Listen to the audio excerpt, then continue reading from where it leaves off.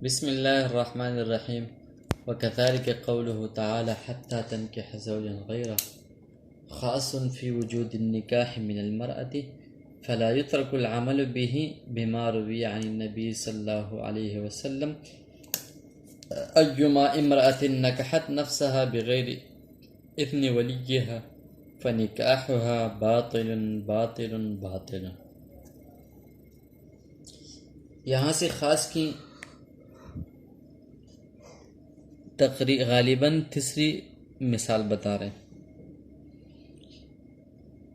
کہ جس طرح تیسری مثال ہے کہ جس طرح پچھلے مسئلے میں فرضہ کا لفظ خاص تھا، اسی طرح یاد اللہ تعالیٰ کا قول حتی تنکح زوجا غیرہ میں تنکح کا لفظ یہ خاص ہے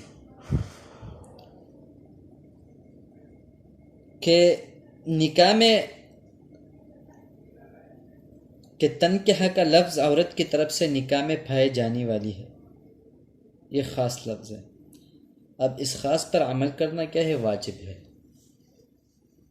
صورت مسئلے کی وضاحت یہ ہے کہ اگر کوئی عاقلہ بالغہ لڑکی اپنا نکاح بغیر ولی کے اجازت کے کسی کے ساتھ کر لے تو اس کا نکاح کیا ہے؟ اس کا نکاح درست ہے کہ یا نہیں؟ احناف فرماتے ہیں کہ اس کا نکاح درست ہے، یعنی اس نے اپنے نکاح بغیر ولی کے اجازت کی کیا تو اس کا نکاح درست ہے۔ اور امام شافعی رحمۃ اللہ علیہ فرماتے ہیں کہ ایسی لڑکی کا نکاح کرنا، ایسی عورت کا نکاح کرنا بغیر ولی کے یہ جائز نہیں ہے۔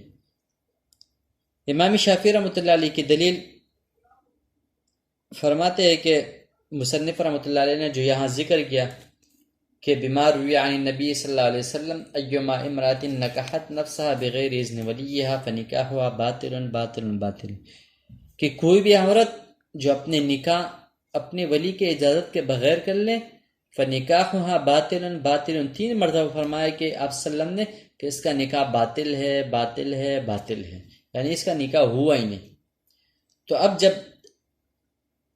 یہاں حضور صلی اللہ علیہ وسلم کی روایت وہ حضور صلی اللہ علیہ وسلم کی قول موجود ہے تو اس کے سامنے ہمیں پتہ چلا کہ یہ ایسی لڑکی کا نکاح کرنا باطل ہے، نکاح نہیں ہوئی۔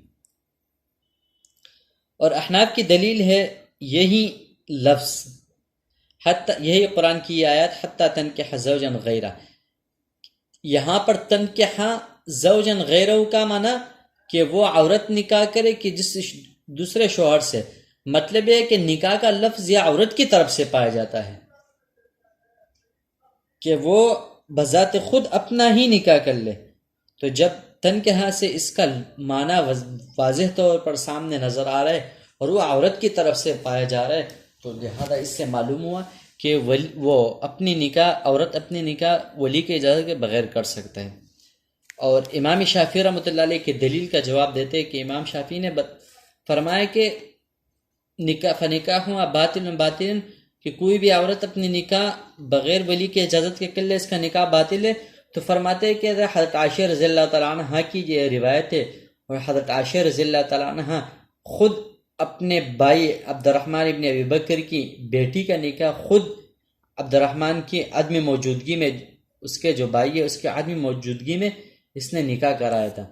تو جب اس نے نکاح کرایا تھا تو یہاں پر راوی کا خود اپنا عمل جو ہے وہ اپنی روایت کے خلاف ہے، تو معلوم ہوا کہ یہاں اس کا نکاح باطل نہیں ہے بلکہ اس کا نکاح درست ہے۔ اب ضابطہ یہ ہوا کہ راوی کا عمل جب اپنی روایت کے خلاف ہوا تو اس روایت کا اعتبار نہیں کیا جاتا، اس کا اعتبار نہیں کیا جاتا۔ وَيَتَفَرَّعُ مِنْهُ الْخِلَافِ، یہاں سے اس کے اوپر جو ہے نا مسائل، اس اختلافی مسئلے پر مسائل جو ہے نا وہ اس سے مسائل استنباط کر رہے، وہ کس طور پر کہ امام صاحب فرماتے ہیں کہ فی حل الوطی، امام صاحب فرماتے ہیں کہ اس کا لڑکی کا نکاح کرنا اپنے ولی کے اجازت کے بغیر، اس نے نکاح کیا تو اب اس کے ساتھ وطی کرنا یعنی جماع کرنا یہ جائز ہے احناف کی نزدیک۔ وجہ یہ کہ اس کے نکاح میں ہے، اور امام شافعی رحمۃ اللہ علیہ فرماتے کہ نکاح جو ہے نا یہ یہ جمع کرنا جائز نہیں. امام شافعی رحمۃ اللہ علیہ فرماتے ہیں کہ اس نے اجازت کے بغیر کے لہذا وہ نکاح ہی نہیں ہوا، نکاح نہیں ہوا تو وہ جمع کرنا ہی نہیں سکتا. اور ولزوم المہر والنفقۃ والسکنہ، امام شافعی رحمۃ اللہ علیہ، امام احناف فرماتے کہ اس کے اوپر مہر بھی واجب ہے شوہر کے اوپر، نفقہ بھی ہے، رہنا سہنا بھی ہے، یہ اس کے اوپر لازم ہے کہ اپنی بیوی کو دے دے، یہ اس کی بیوی ہے. امام شافعی رحمۃ اللہ علیہ فرماتے کہ نہیں، نکاح ہوا ہی نہیں تو کس طور پر ہم مہر نفقہ اور جو ہے نا رہنا سہنا اس کے اوپر لازم کر دیں. ووقوع الطلاق والنکاح بعد الطلاق، امام شافعی رحمۃ اللہ علیہ فرماتے ہیں کہ احناف فرماتے ہیں کہ اس کو طلاق بھی اس کو دے سکتی ہے. وجہ کہ اس کی نکاح میں، امام شافعی فرماتے ہیں کہ نہیں، طلاق واقع کیسے ہوگی کہ جب اس کے نکاح میں نہیں ہے تو کیسے طلاق واقع ہوگی. والنکاح بعد الثلاثة على ما ذهب إليه قدماء أصحابي بخلاف ما اختاره المتأخرون ومنهم. امام یہاں فرماتے ہیں کہ اگر اس نے 3 طلاق دی، اس شوہر نے 3 طلاق دی، تو احناف کے نزدیک یہ طلاق یعنی یہ بیوی دوبارہ اپنے شوہر کے پاس آئے گی، کس کے ساتھ؟ حلالے کے ساتھ. یعنی وہ جا کے دوسرے شوہر سے، دوسرے بندے سے نکاح کرا، وہ حلالہ کر کے پھر اس کے پاس آئے گی. اور امام شافعی رحمۃ اللہ علیہ فرماتے کہ نہیں، یہ بغیر حلالے کی اس کے لیے جائز ہے، کیونکہ اس کا پہلا نکاح ہے، دوسرا نکاح توڑ لیا، نکاح ہوا ہی نہیں. لیکن یہ طلاق یعنی وہ بغیر حلالے کی یہ جو آئے گی، امام شافعی رحمۃ اللہ ان کا جو ہے نا پہلے زمانے کا، وہ جو پرانے جو دوست ہیں وہ کیا ساتھی تھے ان کا قول ہے، اور بعد والوں کی ہے وہ فرماتے کہ نا کہ حلالے کے ساتھ آئے گی. یہ خاص کی یہ پہلی قسم جو ہے نا وہ تیسری مثال جو ہے نا یہ ختم ہوگی. اب وَأَمَّا الْعَامُ فَنَوْعَانِ خاص عام خص عن البعض وعام لم يخص عنه الشيء. یہاں سے عام کی مثال بتا رہے ہیں، عام کی مثال یہ بتا رہے کہ نہیں، عام کی تعریف کر کے عام کیا، کون سا بلا ہے، کیا چیز ہے. تو عام کی 2 قسمیں ہیں، فنوعانی 2 قسمیں، عام خص عنہ البعض اور عام لم يخص عنہ البعض، یعنی وہ عام جس سے بعض چیزوں کو خاص کیا ہو، اور عام لم يخص عنہ البعض اس کو کہتے ہیں کہ وہ عام جس سے بعض کچھ چیزوں کو خاص نہیں کیا گیا ہو. تو یہاں سے بتا رہے کہ فالعام الذي لم يخص عنه الشيء هو بمنزلة الخاص، کہ وہ عام جس سے یعنی کچھ چیزوں کو خاص نہیں کیا گیا، وہ خاص کے منزلے میں. خاص کے منزلے میں یہ ہے کہ وہ یقین کا فائدہ دیتا ہے، اس پر عمل کرنا یہ ضروری ہے. یہ کیا ہے؟ اس پر عمل کرنا ضروری ہے ہمارے ہاں، یعنی احناف کے نزدیک. اور شافعی فرماتے ہیں کہ اس کے اوپر عمل کرنا تو ضروری ہے، لیکن یہ یقین کا فائدہ نہیں دے گا. یہ کس کا فائدہ دے گا؟ یہ ظن کا فائدہ دے گا. اب اس کے اوپر مثالیں آگے بتا رہے ہیں کہ وعلى هذا قلنا اذا قطع يد السارق بعد ما هلك المسروق عنده لا يجب عليه الزمان. یہاں سے مسئلہ تفریح یہ کر رہے کہ اگر چور چوری کرنے کے بعد اس کا ہاتھ کاٹنے کے بعد اس کے اوپر کیا نام ہے، اس کے اوپر زمان واجب ہے کہ نہیں، یعنی وہ زمان دے گا یا کہ نہیں. امام شافعی رحمۃ اللہ علیہ فرماتے ہیں کہ وہ زمان دے گا. وجہ یہ ہے، وہ فرماتے ہیں کہ جس طرح غاصب جب مال غصب کرتا ہے تو مال غصب کرنے کی صورت میں وہ غاصب سے وہ مال ہلاک ہو گیا، تو غاصب جس نے مال چھینا ہے اس سے مال کا تاوان لیا جائے گا. امام شافعی کیا فرماتے کہ چور جب چوری کرتا ہے تو چوری کی صورت میں اس کا ہاتھ بھی کاٹا جائے گا، اور اس کا کیا کرے گا، اس کے اوپر زمان بھی ہوگا. وہ قیاس کرتے، یہ مسئلہ قیاس کرتے کس دوسرے مسئلے پر. دوسرا مسئلہ ہے کہ جس طرح چینا جبتی کرنے والا بندہ جب کوئی چیز چوری وہ غصب کر لیتا ہے، چھین لیتا ہے، اور وہ چھینا ہوا چیز اس سے ہلاک ہو جاتا ہے، یعنی ضائع ہو جاتا ہے، تو اسی صورت میں اس کے اوپر اس چیز کا نقصان آ جاتا ہے، اس چیز کا نقصان ہو جاتا ہے. یہ امام شافعی رحمۃ اللہ علیہ اس کے اوپر وہ کرتا ہے. اور احناف فرماتے ہیں کہ نہیں،